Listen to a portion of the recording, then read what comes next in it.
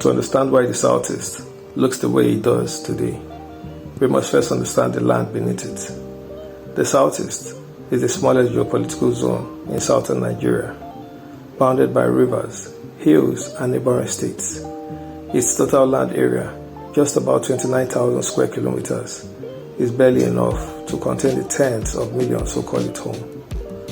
Unlike the open grasslands of the north or the mangrove belt of the Niger Delta, the Southeast geography is defined by low-lying plains in Anambra, Abia, and Imo, rolling hills and escarpments in Enugu, rocky terrains and rising plateaus in Ebonyi, a near absence of wide empty land.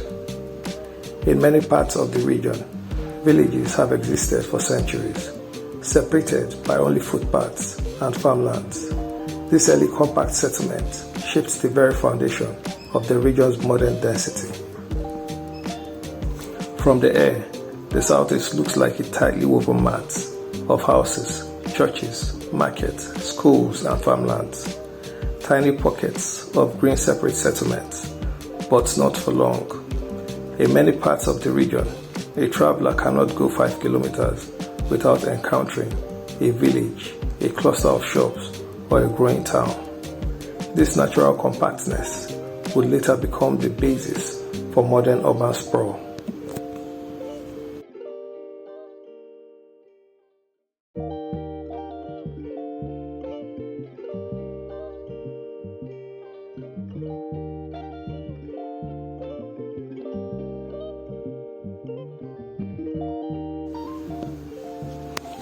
Urbanization is not only a product of roads, bridges, or government policies. Sometimes it is shaped by culture itself. Among the Igbo people, settlement patterns evolved with strong cultural values. Igbo families traditionally lived in close-knit clusters, compounds, villages, and quarters where cooperation was essential. Rather than spreading out widely across the land, communities built inward and upwards, maintaining closeness and social cohesion. Unlike regions where farming dominated settlement patterns, the Igbo world developed around market squares and trade routes. Every village had a market. Every market attracted craftsmen, and every craftsman needed space for work, learning, apprentice, and trade. This produced dense commercial cores long before colonial urban planning. Unlike region with abundant land per family, the Southeast has always experienced pressure on land availability. In response, the culture adapted, building more densely, constructing multi-level homes, and expanding inward rather than outward. If there is any single cultural factor that explains the Southeast urbanization, it is this: the instinct to build a home, to build a shop, to build a factory, to build an estate, to build a city. This instinct predicts modern Nigeria, and today fuels one of the most active private construction cultures in Africa.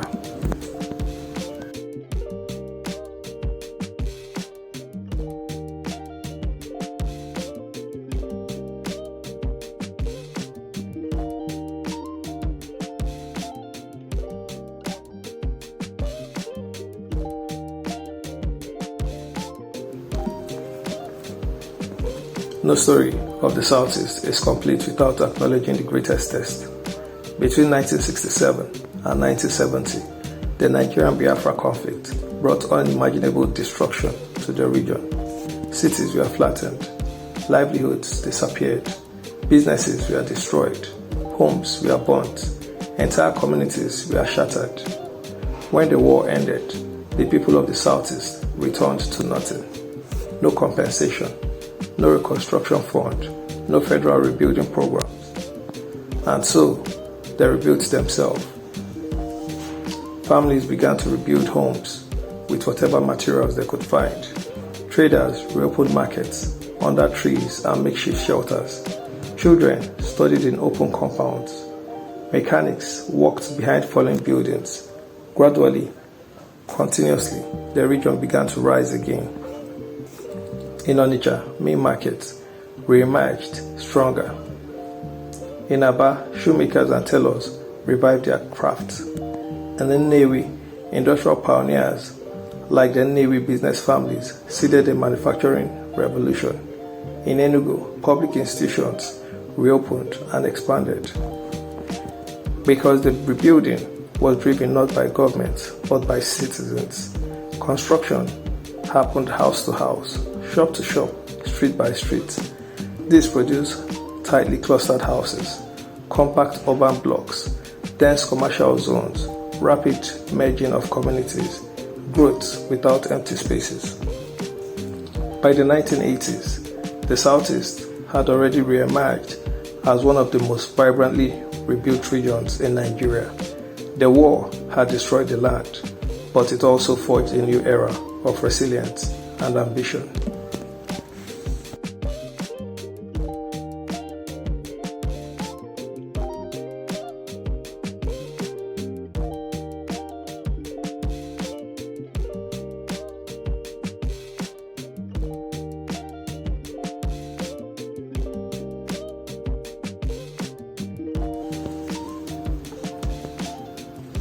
Few regions in West Africa displayed a unique pattern seen in the Southeast Nigeria, a network of towns knitted so closely together that urbanization becomes continuous.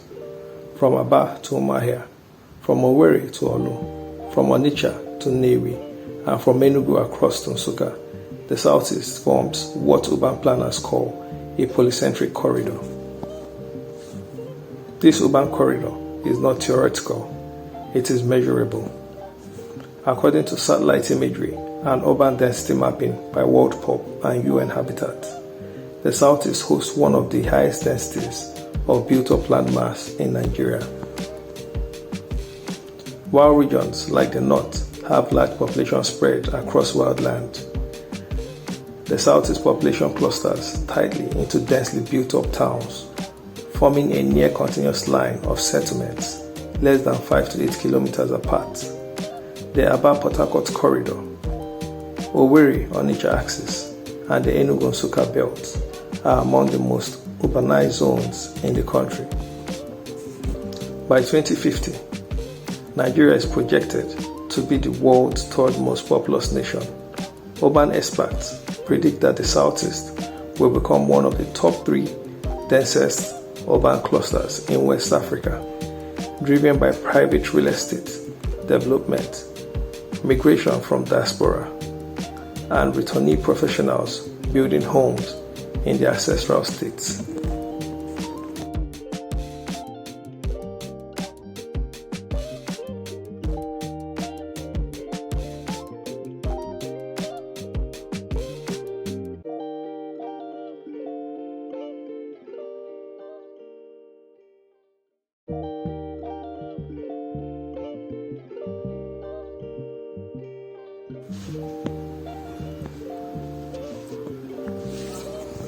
In most parts of the world, government-led urbanization is the norm, but the Southeast defies this model with a unique bottom-up approach.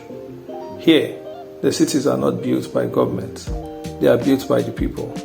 Igbos, regardless of state, share a cultural tradition of home ownership, private estate development, collective community projects, diaspora-funded constructions. A 2023 Nigeria Bureau of Statistics (NBS) Household Capital Survey showed that the Southeast has the highest per capita investment in residential building among all geopolitical zones. This means 2 things. 1. Individuals build more houses privately than governments provide. 2. Urban expansion is organic and continuous, not dependent on state allocation. Example, Onitsha has one of the highest home ownership rates in Nigeria, driven almost entirely by private development. Nnewi is known for its industrial villas, where manufacturers build mansions beside their factories. Owerri, one of the fastest growing cities in Nigeria, expanded primarily through private estates such as World Bank Estate, New Owerri, and more recent diaspora-funded layouts. Enugu has experienced a surge of private gated estates, Centenary City, Goshen Estate, Spring Gardens, Zumata, and dozens more. This model is rare in Africa, and it produces a landscape where growth does not rely on state's budget, but on personal achievement and communal pride.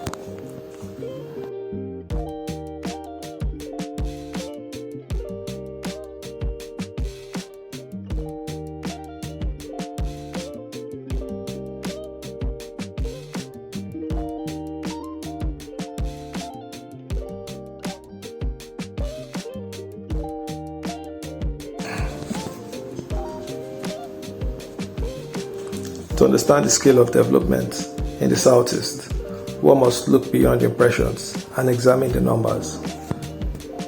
Facts supported by open data sets. Land area versus density. Southeast 29,525 km square. Northwest 216,065 km square.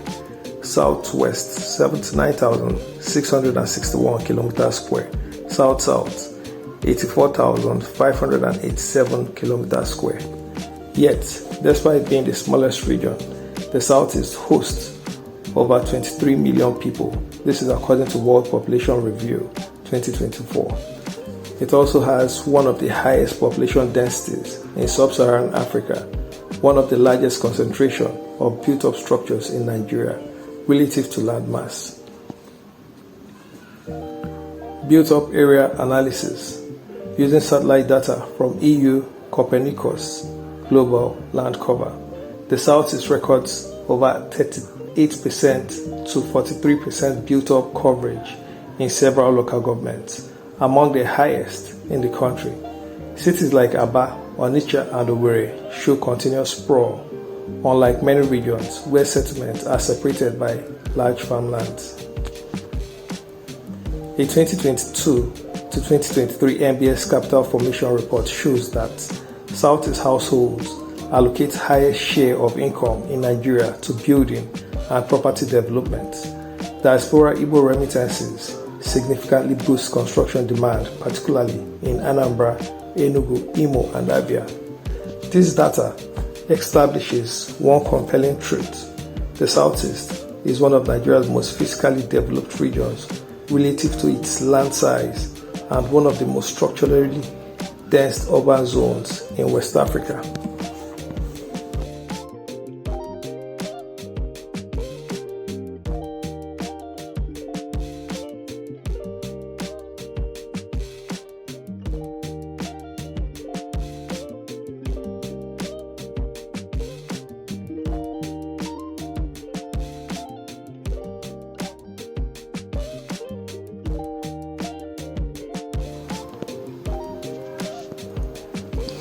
Beyond individual cities, the Southeast contains clusters, mini megacities, where development overlaps into a single urban mass.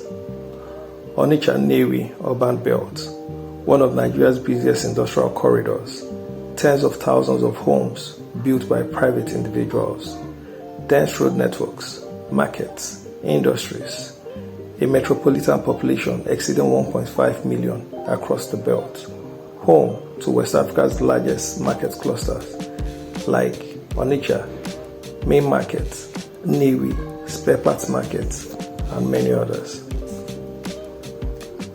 Aba-Umuahia Corridor, over 45 kilometers of near continuous development. 2023 satellite imaging shows more than 60% built-up land along this corridor.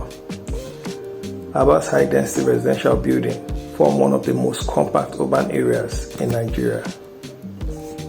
Owerri-Olu-Okigwe axis. Owerri's rapid expansion is unmatched in the Southeast. Olu has become one of the most built-up non-capital cities in the country. Okigwe forms the northern tip of the Imo urban triangle.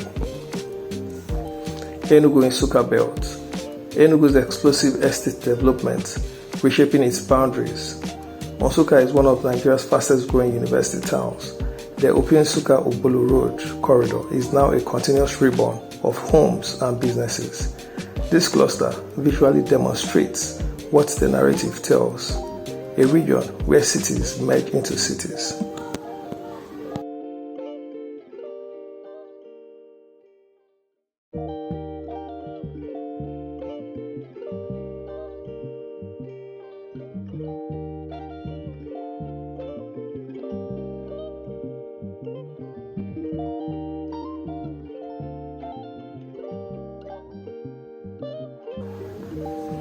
A region's architecture tells the story of its people, and the Southeast has a story of resilience, enterprise, community, and global migration. Key forces behind the built-up nature of the region: small land area plus large population. This equals vertical and horizontal expansion. Building a house is a cultural milestone, almost a rite of passage. The Igbo diaspora numbers millions, and their remittances power real estate development. Town unions, age grades, and village associations collectively develop roads, water projects, halls, and layouts. Cities like Owerri, Enugu, Aba, and Onitsha attract students, traders, professionals, and investors. Markets fuel housing demand, where businesses is strong and residents multiply.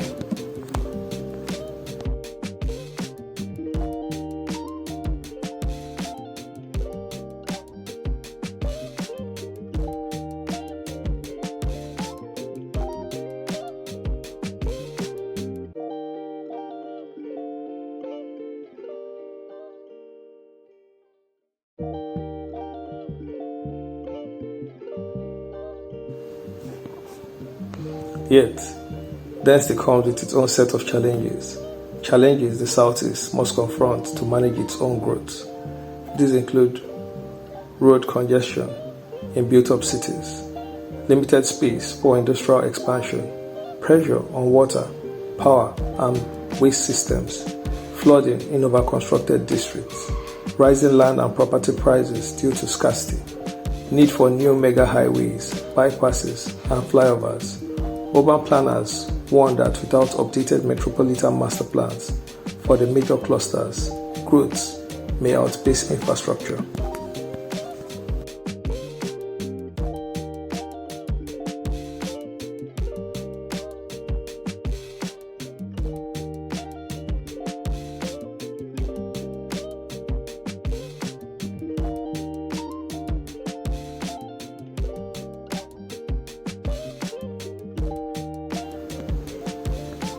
But the story of the Southeast has never been one of limitation. It is a story of reinvention, of adaptation, of a people who rebuild even after devastation, and they rebuild better. Looking ahead, connecting Onitsha, Nnewi, Aba, Owerri, Enugu, and Nsukka by rail will transform movement and commerce. Projects like Enugu Centenary City and Anambra's Erotropolis City represents the region's major future. GIS-based city planning is emerging in the region. New private estates adopt smart security solar microgrids, green design, and underground drainages. Expected to double in the next decade is diaspora urban investment.